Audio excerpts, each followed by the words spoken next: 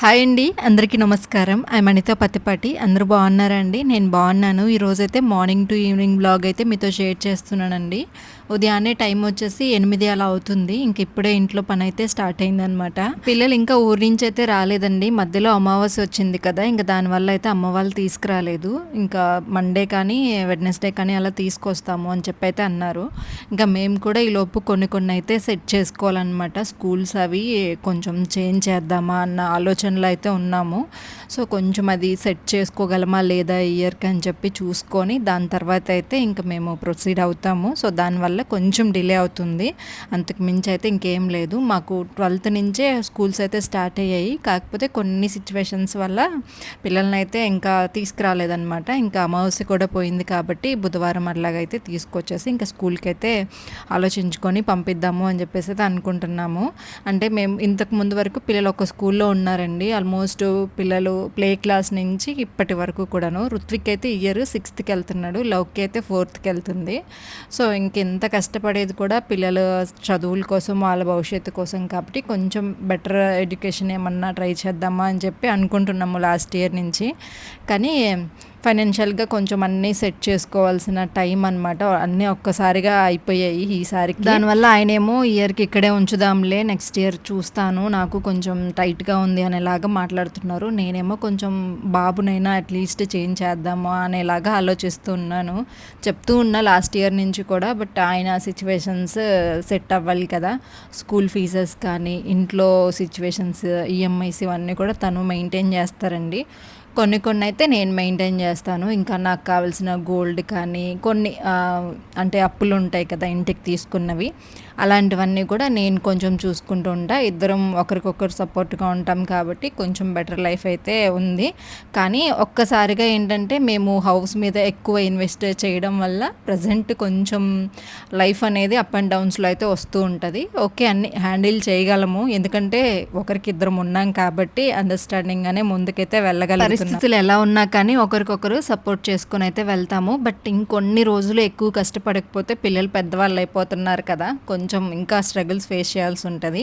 So అందుకని చెప్పేసి ఇంకొంచెం ఎక్కువ కష్టపడాలన్నమాట ఇంకో కొన్ని సంవత్సరాలు అయితే. దాని తర్వాత పిల్లలు కొంచెం పెద్ద అయిపోయి వాళ్ళ స్టడీస్ కంప్లీట్ అయితే ఇంకా వాళ్ళ లైఫ్, వాళ్ళ ఫేట్ ఎలా ఉంటుందో మనకైతే తెలియదు కదండి. నేనైతే సురేష్ గారు చెప్తూ ఉంటారు, పిల్లల మీద నువ్వు ఎక్కువ హోప్స్ పెట్టుకోకు, ఈ జనరేషన్ పిల్లలు అనేవాళ్ళు మనకే అర్థం కాని సిచ్యువేషన్లో ఉన్నారు. మన పిల్లల్ని మనం మంచిగానే చూసుకుంటామండి.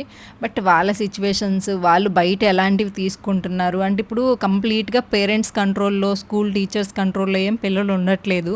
ఈ మొబైల్స్ అని అవన్నీ అసలు వాళ్ళకి తెలియని విషయాలు, ఏ ఏజ్లో తెలుసుకోకూడని విషయాలు ఆ ఏజ్లో తెలిసిపోతున్నాయి. సో అలాంటిది ఇంకా మనం తల్లిదండ్రులుగా ఎంతవరకు మనం వాళ్ళని సెక్యూర్ చేయగలము, ఎంతవరకు వాళ్ళని సరైన నడవడికలో నడిపించగలము అనేది చూసుకోవాలి. మెయిన్ థింగ్ నేను కానీ ఆయన కానీ ఇద్దరం ఎక్కువగా ఆలోచించేది ఏంటంటే స్టడీ ఎలా ఉన్నా కానీ పద్ధతిగా ఉండాలి. అంటే పద్ధతిగా అంటే బ్యాడ్ హ్యాబిట్స్, ఇంకా కొన్ని మాట్లాడే విధానము పెద్దవాళ్ళతో కానీ ఇలాంటివి కొన్ని విషయాల్లో పిల్లల్ని కొంచెం కేరింగ్గా చూసుకోవాలి ఎడ్యుకేషన్ తర్వాత అనేలాగైతే ఆలోచిస్తూ ఉంటాము. సో దానివల్ల ఇప్పటి వరకు కూడా పిల్లల్ని కొంచెం నార్మల్ స్కూల్లోనే పెట్టామండి. నార్మల్ స్కూల్ అంటే మంచి స్కూలే, ప్రైవేట్ స్కూల్లోనే వేసాము. బట్ ఇంకొంచెం సిబిఎస్ఈ అని అలా వస్తున్నాయి కదా, అలాంటి వాటికి. కాకపోతే కొంచెం ఇప్పుడు సిచ్యువేషన్స్ అనేవి టైట్ ఉన్నాయి. సో చూసుకొని చేస్తాము. ఎక్కడున్నా కానీ మన పిల్లలు మంచిగా షార్ప్గా ఉంటే ఇబ్బంది లేదు అని అనుకుంటాము. కొన్ని సిచ్యువేషన్స్లో వాళ్ళకి కూడా తగినంత ఉంటే కదా ఆ షార్ప్నెస్ వచ్చేది అనిపిస్తుంది. లవ్కే కొంచెం యాక్టివ్ అండి, రుత్విక్ కూడా బాగానే యాక్టివ్గా ఉంటాడు. బట్ కొంచెం లేజీ ఫెలో అనమాట రుత్విక్. లవ్కే ఏంటంటే ఎక్కడున్నా తనకి ఆ యాక్టివ్నెస్ ఉండిపోద్ది కాబట్టి ఎలాంటి సిచ్యువేషన్స్ అయినా తను లాక్కొచ్చేయగలదు. సో రుత్విక్ కొంచెం స్లో మైండ్ అనమాట. మార్క్స్ మళ్ళీ మంచిగానే వస్తాయి. వాడికి కొంచెం బెటర్గా లైఫ్ అంటే ఎడ్యుకేషన్ ఇస్తే బాగుంటుంది అన్న ఉద్దేశంతో అయితే ఉన్నాము. ఇద్దరిని చెయ్యాలి. కాకపోతే లవ్కి ఇంకా చిన్నదే కదా, 5th క్లాస్కి అట్లాగా మార్చొచ్చులే అనుకుంటున్నాము. సో చూడాలి మన పరిస్థితులు ఎలా ఉంటాయో తెలియదు. బట్ ఈ ఇయర్కి అయితే మేము కొంచెం డిసైడ్ అవ్వలేదు. ఇంకా అయిపోయింది ఆల్మోస్ట్. ఇంకా ఆయన ఏమో 90% ఫిక్స్ అయిపోయాడు. ఇయర్కి ఈ స్కూల్లోనే మళ్ళీ యూనిఫామ్స్ ఇవన్నీ కూడా తీసుకోవాలి. మళ్ళీ కొత్త స్కూల్ అంటే ప్రజెంట్ అయితే నేను అంత చేయలేను, నెక్స్ట్ ఇయర్ ముందుగానే అన్నీ ప్లాన్ చేసుకుందాంలే అని చెప్పేసి అయితే అనుకుంటున్నాము. సో ఆల్మోస్ట్ ఇంకా అన్ని స్కూల్స్ ఓపెన్ అయిపోయాయి కాబట్టి అడ్మిషన్స్ అవి కూడా ఏం దొరకవులేండి మనం వెళ్ళి ఇప్పటికిప్పుడు చేయాలి అన్నా కానీ. కాకపోతే మొన్నటి వరకు నా థాట్ అలానే ఉండింది, ట్రై చేయి అని చెప్తున్నా. బట్ తన పరిస్థితులను కూడా మనం అర్థం చేసుకోవాలి కదా. సో తర్వాత ఇంకా అంట్లు అవన్నీ సర్దేసి దాని తర్వాత అయితే ఇంకా నేను నా పనులు అయితే చేసుకుంటున్నా. బ్యాక్ సైడ్ అంతా కూడా కొంచెం ఆకులు అవన్నీ రాలిపోయి ఉన్నాయండి. వాటిని అయితే నీట్గా శుభ్రంగా చిమ్మేసి దాని తర్వాత అయితే లోపలికి వచ్చేసి ఇంకా లోపల దివాన్ షీట్ అంటే దివాన్ అవన్నీ కూడా మార్చేసాను అనమాట. మొన్న కొన్ని తీసాను, ఇంకా 2 times అయితే వెయ్యాలండి. వీక్లీ ఏం వెయ్యను, పిల్లలు లేరు కాబట్టి 15 daysకి ఒకసారి అట్లాగా అడగడం మర్చిపోయాను. స్టార్టింగ్లోనే అడుగుతాను కదా, నా వీడియోస్ ఇక్కడ వరకు ఎవరైనా చూస్తుంటే లైక్ చేయకుండా మర్చిపోతే తప్పకుండా లైక్ చేయండి అండ్ హై పాయింట్స్ కూడా ఇవ్వండి. తర్వాత అయితే ఇంకా ఉర్లీ కూడా సెట్ చేస్తున్నా. కొంతమంది అంటే మొన్న ఒకరు అనుకుంటా గమనించారు, ఇక్కడ నేను ఇప్పుడు ఉర్లీ పెట్టాను కదా, దాని బ్యాక్ సైడ్ ఉంటుంది ఉర్లీ, అక్కడ చిన్నగా ఎయిర్ క్రాక్ అయితే వచ్చిందండి. మేము కూడా లాస్ట్ ఇయర్ ఎయిర్ క్రాక్ చూసినప్పుడు 2-3 దగ్గరలు ఉంది. కొంచెం భయపడ్డామన్నమాట.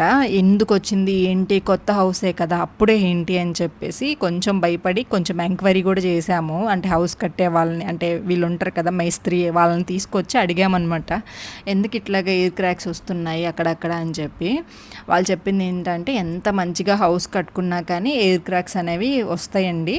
అండ్ ఇంకొకటి ఏంటంటే కన్స్ట్రక్షన్లో కొంచెం వాటర్ అది సరిగ్గా పట్టకపోయినా వస్తాయి అని చెప్పేసి అన్నారు. అవి కొంచెం లోతుగా ఉంటే మీరు భయపడాలి, జస్ట్ ఎయిర్ క్రాక్స్. అందులోనూ మనకి వాల్ కేర్ పెడతారు కదా నున్నగా ఉండడానికి, సో దానివల్ల కూడా కొంచెం క్రాక్ అక్కడక్కడ కనిపిస్తుంది. వాల్ కేర్ అనేది ఉంటుంది కదా, దానివల్ల లోపల నుంచి అయితే పగుళ్ళు లేవు, జస్ట్ అది అట్లా ఉంది అని చెప్పి. దాన్ని కవర్ చేయడానికి నేను ఏదైనా పెయింట్ అలా పూద్దామన్నా కానీ సేమ్ మళ్ళీ దొరకదు, అలాగే మచ్చలాగా పడిపోతుంది. ఇంకెందుకులే అని చెప్పి అలా ఉంచేసా.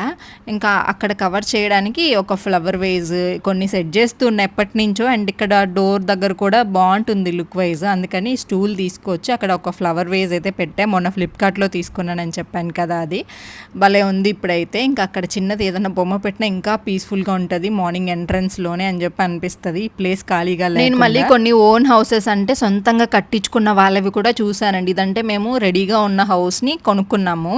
బట్ ఇది ఇక్కడ మీకు చూపిస్తున్నా కదా, ఇది మీకు ఎవరికైనా తెలిస్తే చెప్పండి. జస్ట్ అది పైన అట్లా క్రాక్ వచ్చిందంతే, అది ఎయిర్ క్రాక్స్ లాగా అంట. సో ఇంకా అంతకుమించి ఇంకేం లేదు. నేను 4-5 హౌసెస్లో గమనించాను, మా ఫ్రెండ్స్ వాళ్ళవి కూడా సొంతంగా వాళ్ళే దగ్గరుండి కట్టించుకున్నవి కూడా లైట్గా క్రాక్స్ అయితే వస్తున్నాయి. సో అవి పెద్ద ప్రాబ్లం ఏం లేదు అక్కడక్కడ, కాబట్టి అది కామన్, ఎవరికైనా వస్తాయి అనేలాగా చెప్పారనమాట. సో అప్పుడు కొంచెం టెన్షన్ తగ్గింది. నిజంగా చాలా భయపడ్డాను నేనైతే, ఏమవుతుంది ఎలా ఉంటుందో ఇల్లు అని చెప్పేసి. కాకపోతే నేను మొన్నటి వీడియోలో కూడా మీకు చెప్పాను కదా, ఇప్పటి వరకు ఎలాంటి ప్రాబ్లమ్స్ రాలేదు, మాకు ఆ నమ్మకం ఉంది మరీ అంత ఇదిగా కట్టరు అని చెప్పేసి. సో ఇంకా వాషింగ్ మిషన్లో కూడా బట్టలు వేసానండి. ఇంకా కిచెన్లో కూడా అన్నీ సర్దేసి, బయట అంట్లోకి ఒకసారి నేను వేస్తాను, ఒక్కొక్కసారి ఇప్పుడు ప్రజెంట్ ఎక్కువ అంట్లు ఏం లేవు కదా, పిల్లలు లేరు కాబట్టి, దానివల్ల ఏంటంటే తనే తీసుకెళ్ళిపోతారనమాట.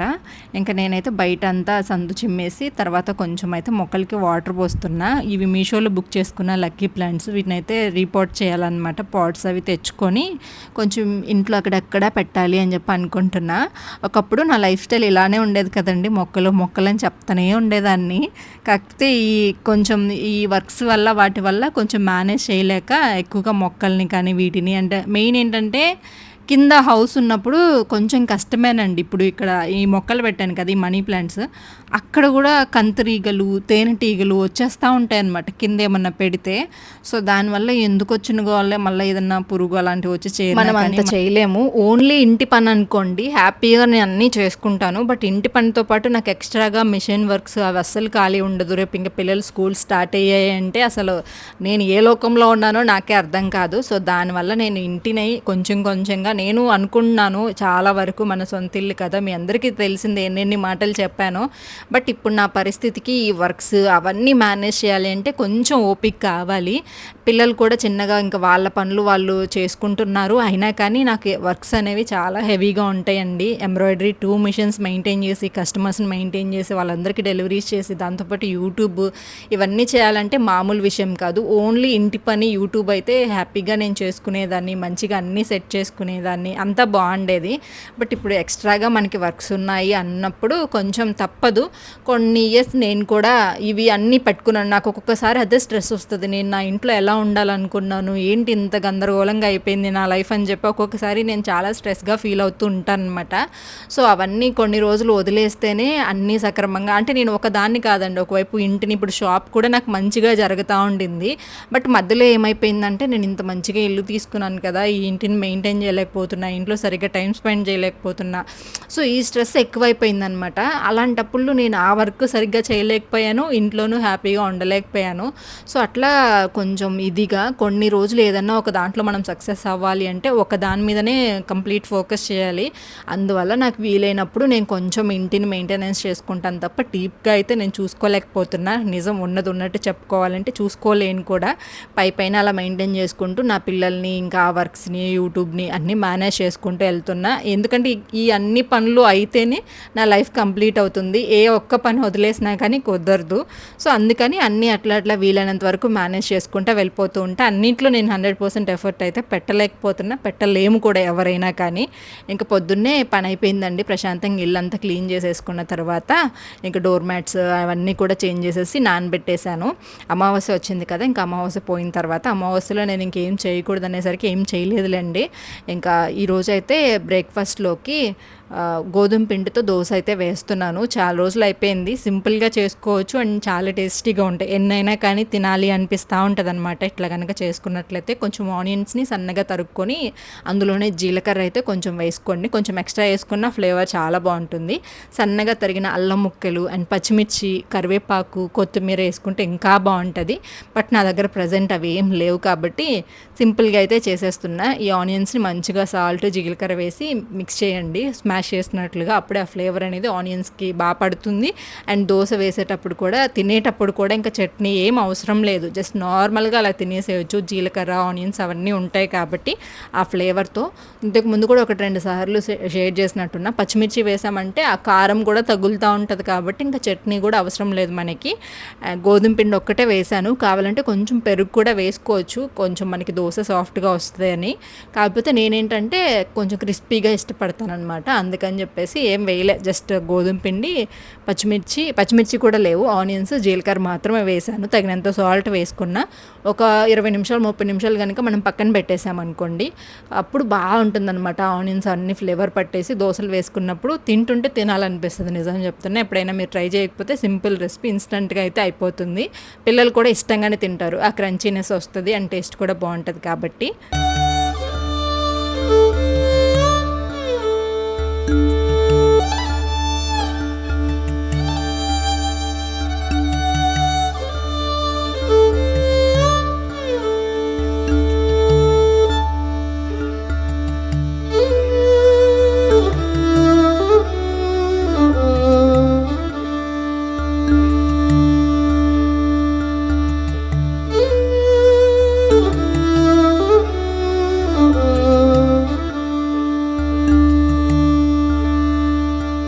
మంచిగా ఉండలు లేకుండా స్మాష్ చేసుకోవాలి. ఒక 10 నిమిషాలు పక్కన పెట్టేసి మళ్ళీ ఒకసారి కలిపామనుకోండి, ఆ ఉండలు ఏమన్నా ఉన్నా కానీ పోతాయన్నమాట.